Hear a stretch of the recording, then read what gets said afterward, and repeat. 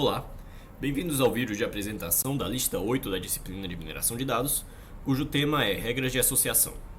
As regras de associação são algoritmos cujo objetivo é identificar padrões relevantes de coincidência de ocorrência de itens em conjuntos de dados em uma mesma observação.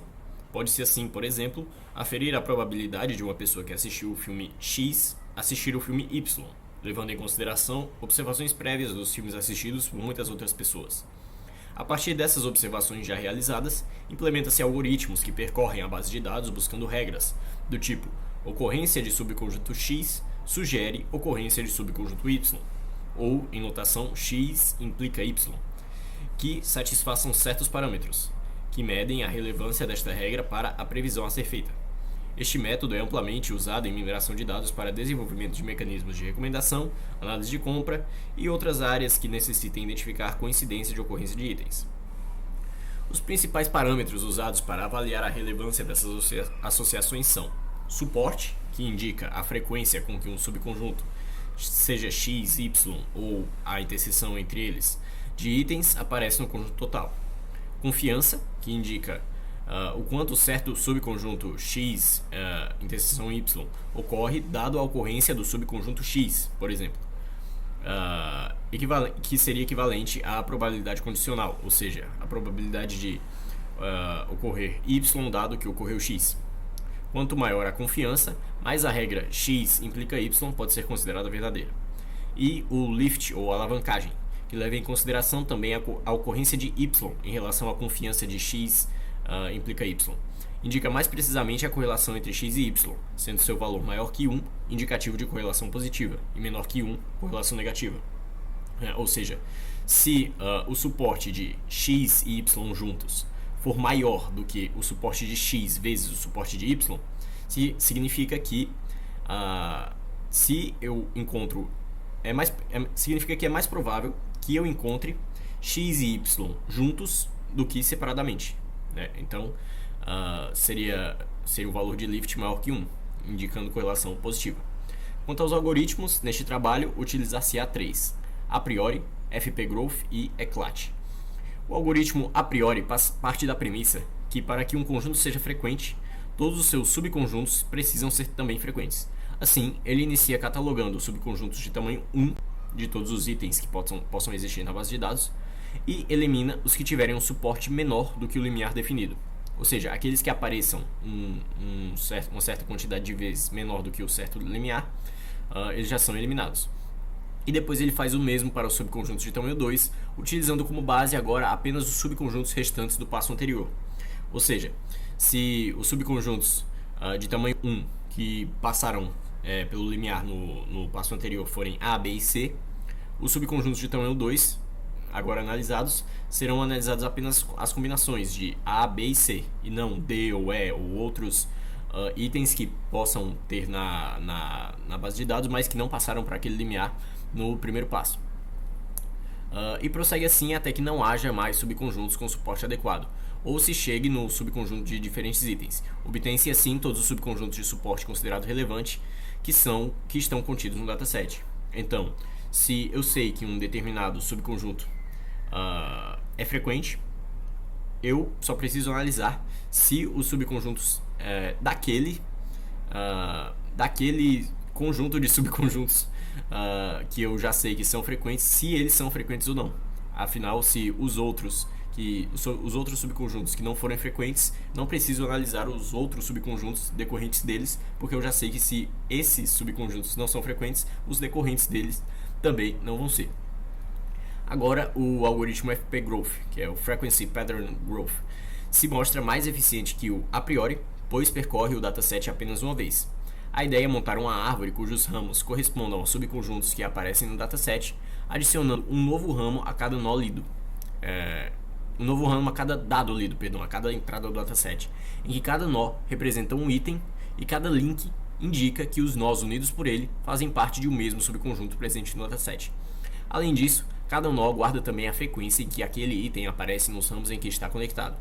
E há também uma tabela para guardar a frequência total de cada item em todos os subconjuntos. Por meio dessas informações é possível rastrear os subconjuntos presentes no dataset associados a quantas vezes aparecem. Então, neste exemplo aqui, nós temos aqui, por exemplo,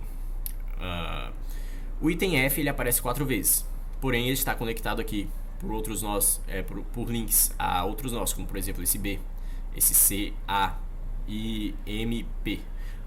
Se nós analisarmos aqui esse ramo, por exemplo, nós podemos concluir que os itens F, C, A, M e P aparecem todos juntos em certas entradas duas vezes.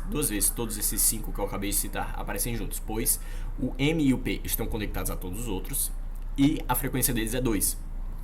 Agora, F com C com A aparecem juntos 3 vezes, pois a frequência de C é 3 e a frequência de A é 3, no caso deste ramo, certo?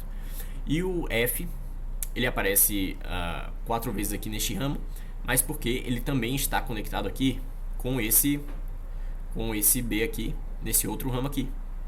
Então, analisando todos esses dados aqui dessas árvores, nós podemos chegar aos subconjuntos que tem uma frequência maior do que uma frequência maior ou menor do que o que nós queiramos analisar, rastreando essas informações que estão guardadas na própria árvore, na tabela e na estrutura da própria árvore, né? E por fim, o algoritmo ECLAT visa contar quantas vezes cada possível subconjunto aparece em todo o dataset para obter aqueles com suporte mínimo, mas, diferentemente do a priori, que percorre todo o dataset a cada interação, o ECLAT percorre apenas a primeira iteração do subconjunto de tamanho 1, guardando em que entradas do dataset eles aparecem. A partir daí, a obtenção da frequência dos subconjuntos de tamanhos subsequentes se dá pela combinação das entradas em que cada um aparece, diminuindo assim o custo computacional de novas buscas sobre todo o dataset. Então, se eu guardo as entradas que aqueles subconjuntos de tamanho 1 aparecem, e se esses subconjuntos de tamanho 1 têm a frequência maior do que a que eu quero, eu só preciso saber em que entradas eles aparecem para poder montar os subconjuntos decorrentes deles.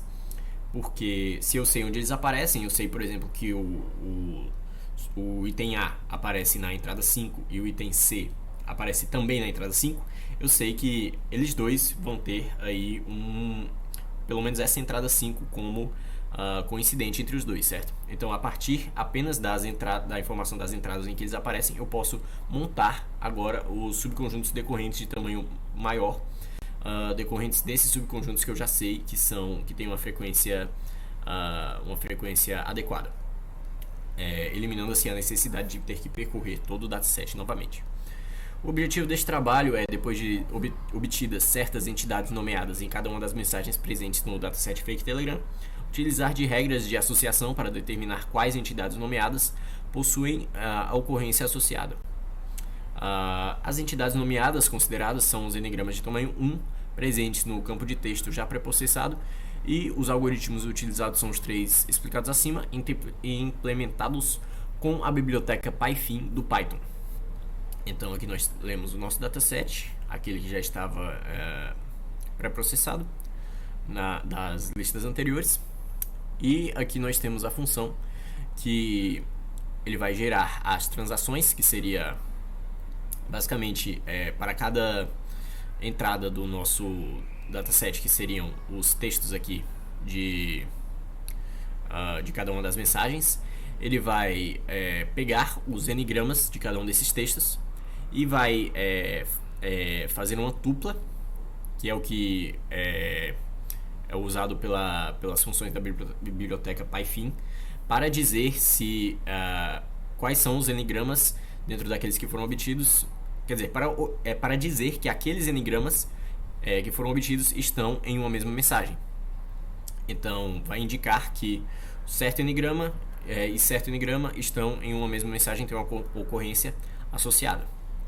Aí aqui nós estabelecemos aqui, né, a nossa coluna de texto que vai ser usada, os n-gramas que são vão ser as nossas entidades nomeadas.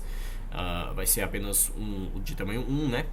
E aqui nos nossos parâmetros tiveram que ser bem baixos, né? Um suporte mínimo de 4% e uma confiança de 10%, porque o dataset é muito grande. é muito grande e acaba que 4% de todas as mensagens acaba já sendo um número bem relevante, né?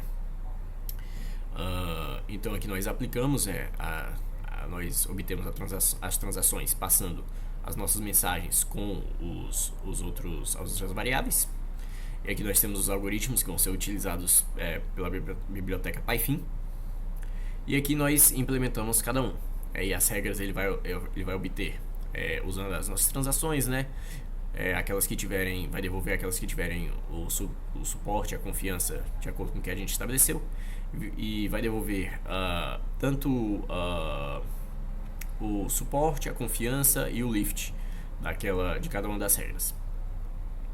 E basicamente o que nós obtemos aqui com esses parâmetros que a gente estabeleceu aqui foram essas regras aqui. Por exemplo, user está associado com o canal, Deus com todos, presidente Bolsonaro, e assim vai.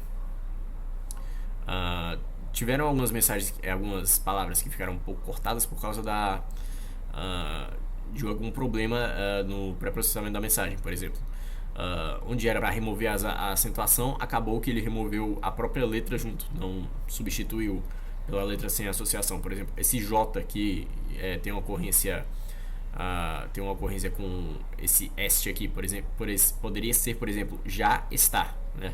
Então, acabou que nem todas as regras aqui são muito relevantes, porque as entidades nomeadas também foram usadas apenas os n-gramas, né? Então, o que ele vai capturar aqui são apenas palavras soltas, né? Nem todas vão ser tão relevantes para o problema como, por exemplo, esta regra que associa Brasil com Bolsonaro, certo? E em relação à diferença entre entre os algoritmos utilizados, basicamente foi praticamente a mesma coisa. Eles capturaram praticamente as mesmas entidades, as mesmas regras, e de fato o desempenho era esperado que fosse parecido. Afinal, a maior diferença entre esses algoritmos é apenas o custo computacional deles, né? Mas eles convergem facilmente para um resultado parecido. Então, basicamente, foi essa a apresentação, uma lista um pouco mais curta do que as anteriores. E é isso. Obrigado pela atenção e até a próxima.